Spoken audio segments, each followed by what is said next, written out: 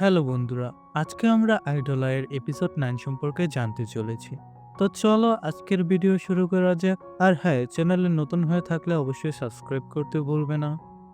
Episode 9 এর শুরুতে আমরা সেনা আর রাইকে দেখি যারা বোসংয়ের সাথে কথা বলার জন্য আসে। রাই বলছিল, হ্যাঁ আমি জানতে চাই সত্যটা কি, আপনি আমাকে সবকিছু বলুন। এখন আমরা অতীতের একটি দৃশ্যে ফিরে যাই, যা ইউসাং এর মৃত্যুর ঠিক 15 দিন আগের ঘটনা। এই দৃশ্যে আমরা ইউসাংকে দেখি যে বোসং এর সাথে কথা বলছে। সে বলছিল, আপনি বলেছিলেন আমি যদি রাইকে সোলো কনসার্টের জন্য রাজি করিয়ে ফেলি তবে আপনি আমাদের গ্রুপ অ্যালবাম করতে দিবেন, কিন্তু আপনি তাকে আবার সোলো কনসার্ট করার জন্য কেন বললেন? গ্রুপ অ্যালবামের জন্য আমরা সবাই প্রতিদিন রিহার্সাল করছি। কিন্তু বোসাং সোজাসুজি বলে দেয়, রায় যদি কনসার্ট করে তবে তার লাভ তো তোমারও তো লাভ হবে, সে তো তার অর্ধেক টাকা তোমাকে দেয়। ইউসাং রেগে গিয়ে বলে, আপনি একই ধরনের আজেবাজে কথা বলছেন। পরের দৃশ্যে ইউসাং এর কাছে সেই একই এজেন্সি থেকে কল আসে, যে এজেন্সির কাছে আগে সেনা গিয়েছিল এবং রায়ের কন্ট্রাক্ট নিয়ে কথা বলেছিল। ইউসাং বলে, আপনি আমার কাছে বারবার কল করবেন না, আমি আনকমফোর্টেবল ফিল করছি। নামজু বলে, বোসাং তোমার জন্য কিছুই করতে পারবে না, সে তো তোমার কন্ট্রাক্ট রিনিউ পর্যন্ত করেনি। তাই আমি চাই তুমি আমার কোম্পানিতে চলে এসো। যদি এমনটা না করো তবে খুব জলদি তোমাকে কোম্পানি থেকে বের করে দেওয়া হবে। নিজের টিমের খাতিরে হলে তোমাকে এটাই করতে হবে। ইউসাং পরে জেই আর ইয়ংবিনের কাছে আসে, যারা গ্রুপ অ্যালবাম নিয়ে কথা বলছিল। পরের দৃশ্যে ইউসাং রায়ের সাথে দেখা করতে আসে, কিন্তু রায় তখন মেঝেতে পড়েছিল। তার শরীর খুব খারাপ হয়ে গিয়েছিল, সে ঔষধ খাচ্ছিল। ইউসাং তার কাছে আসে এবং তাকে সাহায্য করে। পরের দৃশ্যে ম্যানেজার হানকুর সাথে কথা বলে এবং বলে, আপনি রায়কে একদম বিশ্রাম নিতে দিচ্ছেন না, তাকে দিয়ে একের পর এক কন্ট্রাক্ট করিয়েই যাচ্ছেন, আপনাকে ওকে ব্রেক দিতে হবে। হানকু বলে, আমি জানি আমি কি করছি, তোমার হঠাৎ কি হয়েছে, সে কি কিছু বলেছে, সে কি অসুস্থ? ইউসাং তখন সেই দৃশ্যের কথা মনে করে যখন রায় তাকে বলেছিল যে কাউকে বলবে না আমার কি সমস্যা হচ্ছে। পরের দৃশ্যে ইউসাং নামজুর কাছে আসে এবং কন্ট্রাক্ট নিয়ে কথা বলে। নামজু বলছিল যে তারা রায়কে চায়। ইউসাং বলে, চিন্তা করো না, আমি তাকে বুঝিয়ে এখানে নিয়ে আসব। কিন্তু আমরা দেখি নামজু ওইসব কিছু রেকর্ড করছিল। পরবর্তী দৃশ্যে সেই সিন দেখি যেখানে যে হাসপাতালে থাকে সে ইউসাংকে বলছিল, আমার বন্ধু জানালো রাই অন্য কোনো কোম্পানির সাথে কন্ট্রাক্ট করতে যাচ্ছে, আমাকে এই ব্যাপারটা পাবলিক করতে হবে, সে আমাদের সাথে ধোঁকাবাজি করছে।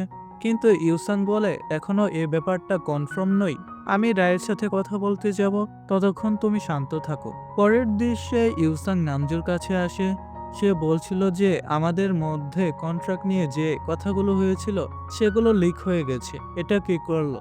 নামজু বলে দেয়, আমি করেছি, আমি আমাদের সব কথা রেকর্ড করে নিয়েছিলাম।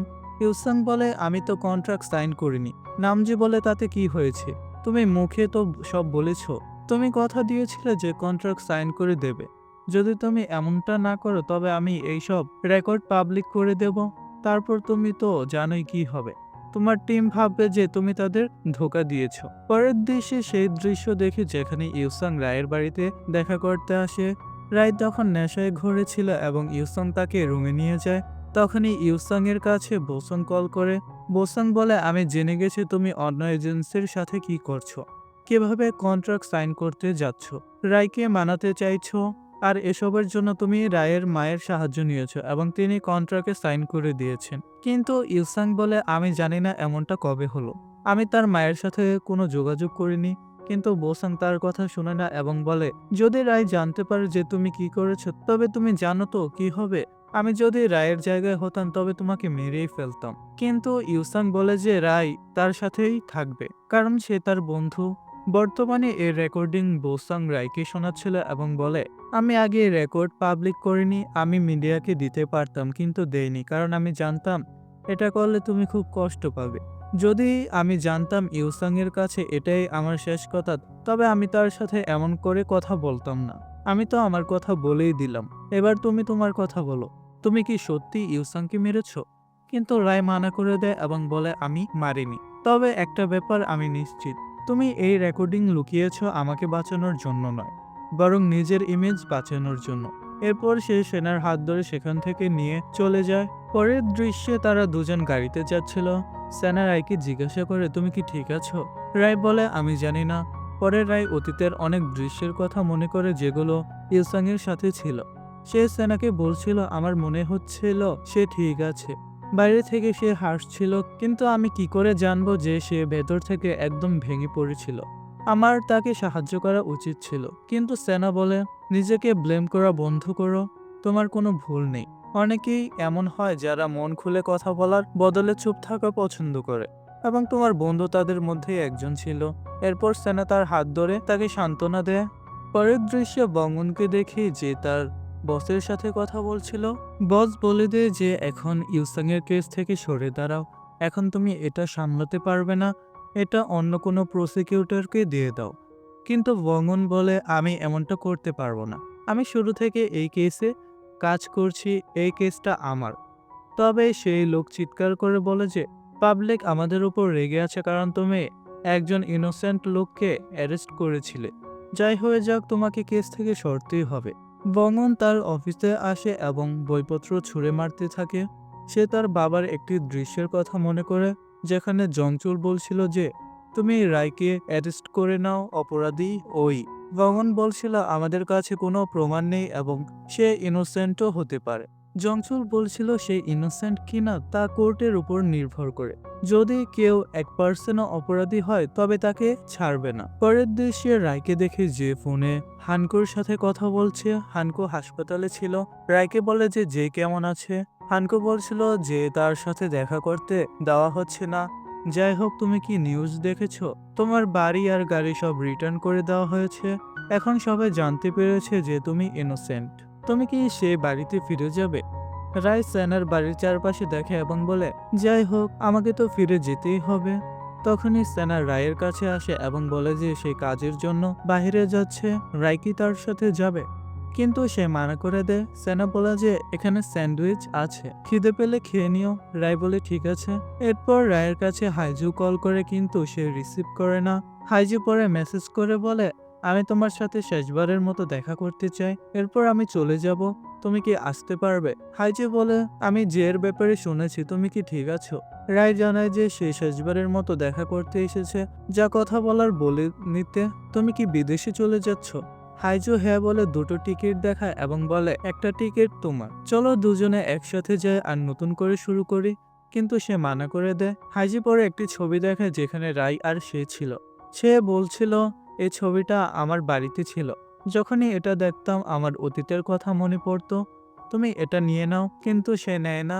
রায় বলে, এখন আমি যাচ্ছি, তুমি সবসময় সুখী থেকো। হাইজু বলে, তুমিও। রায় চলে যাওয়ার পর হাইজু সেই ছবিটাকে নিজের হাত দিয়ে দুমড়ে মুচড়ে দেয়। এদিকে সেনা অফিসে কাজ করছিল। বাইরে এসে সে ইউসুলকে কেস ফাইল দেয় এবং কাজ করতে বলে। বাড়ি ফেরার সময় সে একটি জিনিস দেখে, সেটা ছিল চিকেন, এবং সে ওটা রায়ের জন্য নিয়ে আসে। এটা রায়ের ফেভারিট ছিল। রায় বলে, তুমি কিভাবে জানলে? সেনা বলে, আমি অনেকদিন তোমার ফ্যান ছিলাম, আমি সব জানি। এরপর চুংজে আসে। সে যখন বাইরে থেকে আসে, রায় আর সেনা তখন ভেতরে ছিল। চুংজে বলে, তুমি এখানে কি করছো? আর এই গন্ধটা কিসের? তখন সে চিকেনের কথা জানতে পারে। সেও চিকেন নিয়ে সেনার দিকে তাকিয়ে বলে, তুমি অদ্ভুত আচরণ কেন করছো? কাল আমি যা বলেছি তা ভুলে যাও। এরপর তিনজন মিলে চিকেন খায়।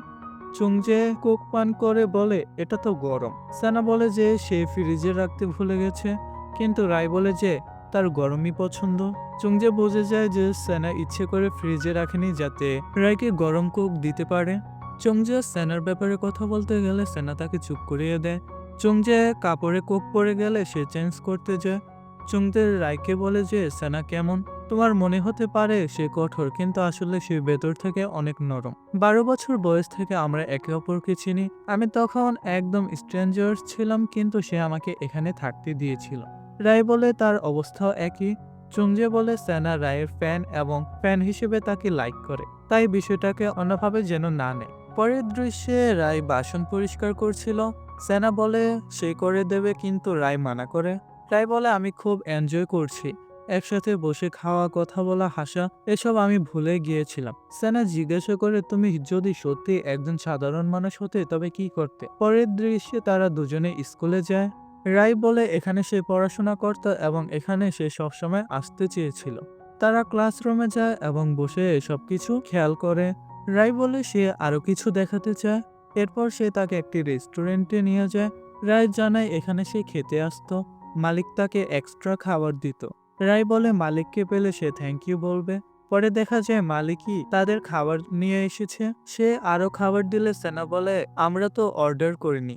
রায় বুঝে মালিক তাকে চিনতে পেরেছে। মালিক হেসে চলে যায়। রায় মনে মনে থ্যাংক ইউ বলে। অন্যদিকে বঙুন এখনো ইউসাং এর কেসে কাজ করছিল। তার কলিগ বলে যে চিফ মানা করেছে, কেস ট্রান্সফার করতে হবে, কিন্তু সে শুনে না। রায়ের সেনা এক জায়গায় আসে। সেনা বলে চলো যাই, কিন্তু রায় বলে আমরা যেতে পারি না। রায় বলে সে প্রথমবার অ্যাকোরিয়ামে এসেছে। সেনা বলে সত্যি বলছো? রায় বলে হ্যাঁ। সেনা বলে এখানে লোকে চিনতে পারে। রায় বলে কিছু হবে না। ভিতরে তারা নীলতিমি আর অনেক মাছ দেখে। সেনা বলে ছোটবেলায় সে পরিবারের সাথে আসতো এবং ঢেউ দেখতো, কিন্তু বাচ্চারা রায়কে চিনে ফেলে, তারা লুকিয়ে পড়ে। রায় সেনাকে কিস করার কথা ভাবছিল, কিন্তু সেনা এখান থেকে চলে যায়। রায় তাকে এক জায়গায় নিয়ে আসে এবং বলে এই জায়গাটি তার কাছে খুব স্পেশাল, কারণ এখানে সে প্রথমবার সেনাকে দেখে ফলো করছিল। সেনা না থাকলে তার কি হতো সে জানে না। সেনার সাথে থাকলে সে ভুলে যায় সে কে। বাড়িতে ফেরার সময় রায় বলে আজ সে কিউট, রোমান্টিক এবং হার্ট ছিল। সেনা বলে হ্যাঁ ছিলে, কিন্তু আজ তুমি সাধারণ মানুষ ছিলে এবং সেটা আমার ভালো লেগেছে। রায় জিজ্ঞাসা করে তুমি কি আমাকে লাইক করো? সেনা মানা করে। রায় বলে এই তো বলে লাইক করো। সেনা বলে আমি তোমাকে মানুষ হিসেবে লাইক করি না, তুমি অদ্ভুত। সেনা চলে যেতে লাগলে রায় তাকে বলে দেয় আমি তোমাকে লাইক করি। সেনা তার দিকে তাকিয়ে থাকে এবং এই দৃশ্যের সাথেই এপিসোড 90 শেষ হয়ে যায়। ভিডিওটি ভালো লাগলে আর পরবর্তী এপিসোডগুলো পেতে চ্যানেলটি সাবস্ক্রাইব করে রাখুন। লাইক কমেন্ট করতে ভুলবেন না। দেখা হচ্ছে পরবর্তী ভিডিওতে।